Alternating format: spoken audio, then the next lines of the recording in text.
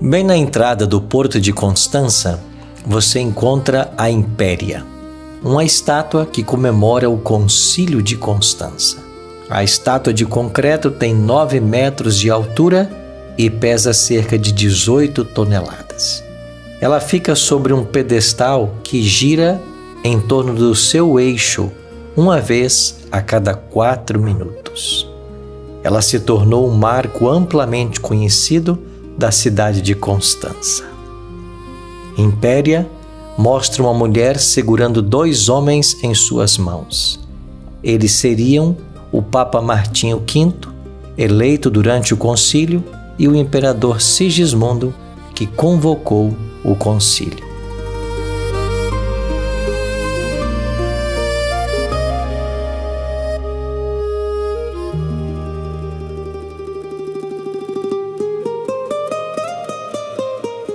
O Papa Gregório VII, que tomara para si o direito de abater o orgulho dos reis, expediu uma bula proibindo que o culto público fosse dirigido na língua do povo. O Papa declarava ser agradável ao Onipotente que seu culto fosse celebrado numa língua desconhecida e que muitos males e heresias haviam surgido por não se observar esta regra. Assim, Roma esperava que a luz da palavra de Deus se extinguisse e o povo fosse encerrado em trevas.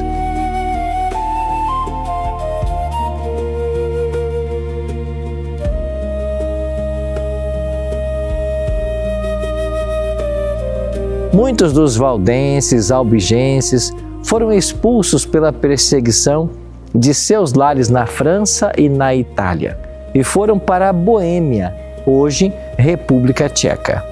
Estes condenavam abertamente a corrupção da igreja e, por isso, iniciou-se uma grande perseguição contra os discípulos de Cristo.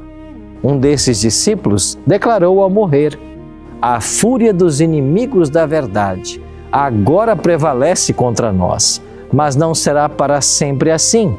Levantar-se-á um entre o povo comum, sem espada e nem autoridade, e contra ele não poderão prevalecer." Este, que se levantaria muito antes de Lutero, seria John Hus. As obras de John Wycliffe chegaram às mãos de John Hus e, após lê-las, ele percebeu que era um sincero cristão e passou a considerar suas ideias. Sem perceber, Hus começou a trilhar um caminho que o levaria para longe da Igreja de Roma. Notícias da obra de Hus na cidade de Praga foram levadas a Roma e Hus foi logo convocado a comparecer perante o Papa. Mas ir a Roma seria a morte certa. O rei, os membros da nobreza e também a universidade onde Hus trabalhava uniram-se num apelo para que Hus ficasse em Praga e respondesse por uma delegação. Em vez disso, o Papa condenou John Hus e interditou a cidade de Praga. Acreditava-se que as portas do céu se fechavam contra a região atingida pelo interdito, até que o Papa resolvesse remover a excomunhão. Todos os cultos eram suspensos, as igrejas eram fechadas, celebravam-se os casamentos somente no pátio da igreja e os mortos não tinham os ritos fúnebres. A cidade de Praga encheu-se de tumulto e uma classe numerosa denunciou Hus como a causa de todas as calamidades e rogaram para que ele fosse entregue para Roma. Nesse mesmo período, a Igreja de Roma passava por um cisma papal. Havia naquela época 3 papas que disputavam simultaneamente o poder. Lógico, nem todos sendo reconhecidos pela Igreja, mas havia João 23 de Pisa, na Itália, o Papa Benedito XIII de Avignon e o Papa Clemente XII de Roma, que que também disputavam a Santa Sé.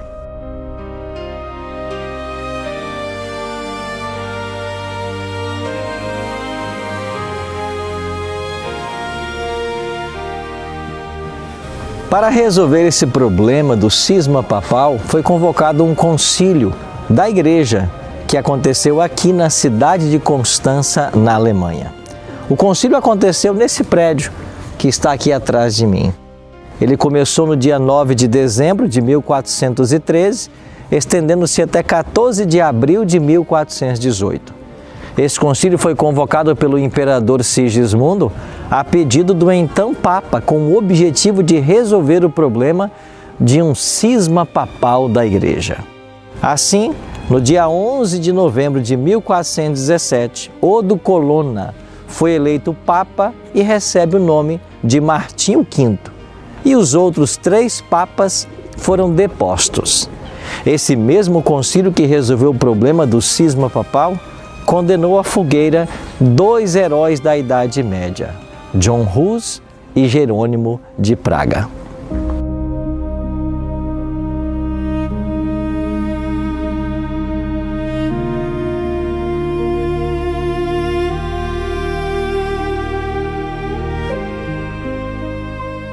John Hus foi convocado a comparecer no concílio.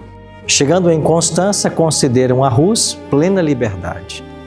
Ao salvo-conduto do imperador Sigismundo, acrescentou-se uma garantia pessoal de proteção por parte do Papa.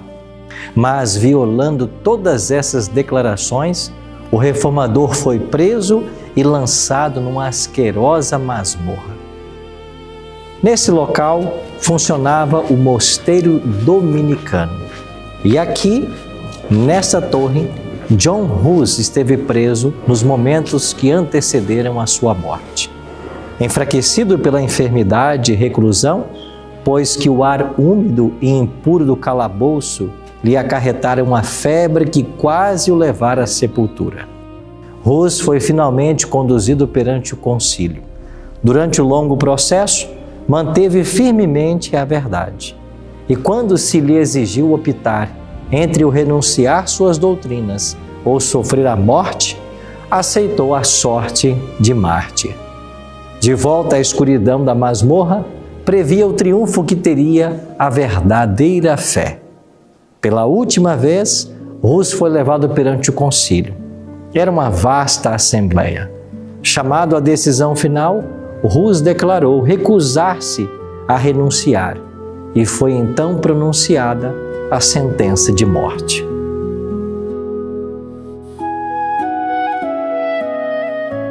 John Hus foi trazido para esse local, acompanhado da multidão de Constança, soldados armados, dos bispos, dos padres. Ele foi colocado armado numa estaca e no momento em que o carrasco estava prestes a acender o fogo, ainda lhe foi dada uma última oportunidade de se retratar. Sua resposta foi: retratar-me? Do quê? Eu não estou convencido de nenhum erro, de nenhuma heresia que eu preguei.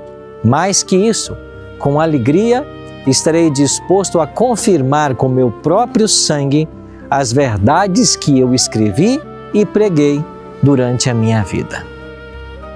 Quando o fogo começou a subir e as labaredas a atingir seu corpo, ele começou a cantar um hino que dizia: Jesus, filho de Davi, tem misericórdia de mim.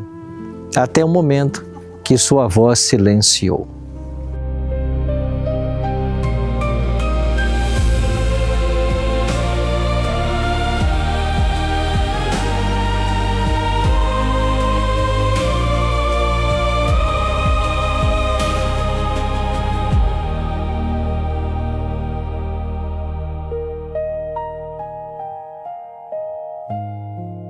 Cerca de um ano depois da morte de Hus, Jerônimo de Praga foi convocado pelo mesmo concílio de Constança. Jerônimo foi o principal discípulo e mais devotado amigo de John Hus. Quando Hus foi convocado a comparecer perante o concílio de Constança, Jerônimo o exortou a ter coragem e firmeza, declarando que se caísse em algum perigo, ele próprio o acudiria em seu auxílio. Ouvindo acerca da prisão do reformador, o fiel discípulo imediatamente se preparou para cumprir sua promessa. Sem salvo-conduto e com um único companheiro para a viagem, ele partiu aqui para Constança. E quando aqui chegou, convenceu-se de que apenas havia se exposto ao perigo, sem a possibilidade de fazer qualquer coisa para o livramento de Rus. Jerônimo de Praga também foi trazido para esse lugar, e a sua sorte foi a mesma do seu amigo John Hus. Ele já estava amarrado à estaca quando o carrasco foi colocar fogo por trás do seu corpo. Ele pediu que viesse para a frente e disse: "Ponha fogo na minha frente, porque se eu tivesse medo, eu não estaria aqui." E quando as labaredas começaram a subir, ele começou a cantar o hino que dizia: "Senhor, Pai Todo-Poderoso, tem piedade de mim e perdoa os meus pecados. Tu sabes que eu sempre amei a tua verdade." E ele continuou cantando esse hino até que sua voz silenciou. E depois de sua voz ter silenciado, ainda seus lábios continuaram balbuciando as palavras do cântico.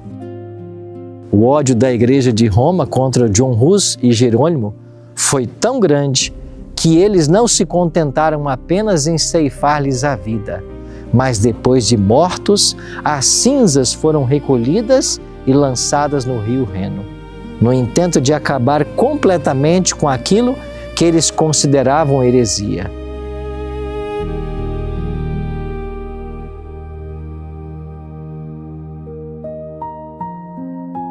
Mas assim como o Reno desemboca aqui no lago de Constança e suas águas se espalham, da mesma maneira, as ideias desses dois pré-reformadores se espalharam pela Europa e atingiram o seu clímax no movimento da Reforma do século XVI.